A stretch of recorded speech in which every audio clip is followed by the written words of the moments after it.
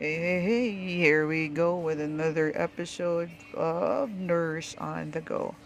So, karon ang food trip na sad namo nabisita mi diri sa STK. So, this is a native restaurant nga located here in Mandaue, specifically diri sa Kabangkalan. So, ang kaning ilang lugar is really the Siargao feels nga katubit ang ilang mga cottage nga nindot kay siya istaran. It's really huge.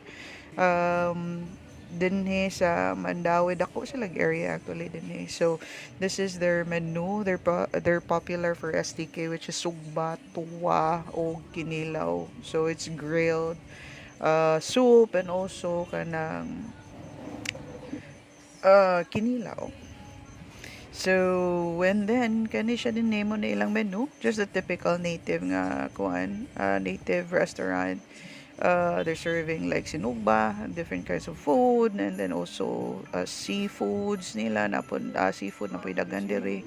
Then ako na interesado diri kay kani gyud ilang suka. Oh, daghan kay siya sili. So, mo na siya nga perti na ko intawong timpla, ingon nani man gyud niya ang among tinimplahan. So, if it's a suka, it's usually 2/3 suka niya, one third ra na ang toyo para di kay parat. So wa man kagawas ang sili, so mo nagyablihan na lang nako, and mo na siya. So 2/3 and then 1/3 mo gina usually ang ako ang mix na niya kay para dili labaw gyapon ang aslom gamay gamay rang parat-parat. Kay of course ang uban na like ang kaning grilled pork belly na naman ginitimpla daan. And then among order dire was the kaning katong Bisayang manok nga tinola nya kana siya, grilled pork belly, ordinary lang, just good for one serving. Unya kani siya ang baked scallops nila, cheesy scallops. So ang kani siyang native chicken ano nila, nindot kayo siya pang marketing nila. They could use this as or term this as organic chicken, charot.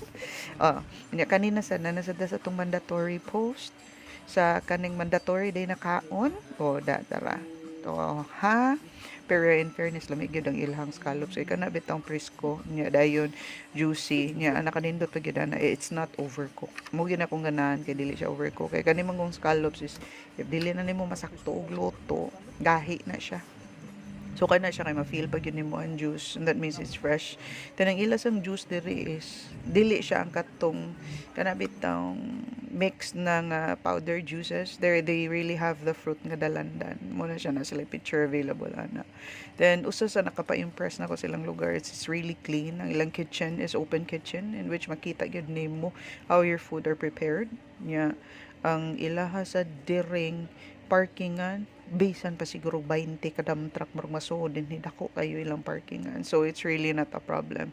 Dagham sa ni siya tao din it just so happen nga barag after late night na gyud mi naabot dere.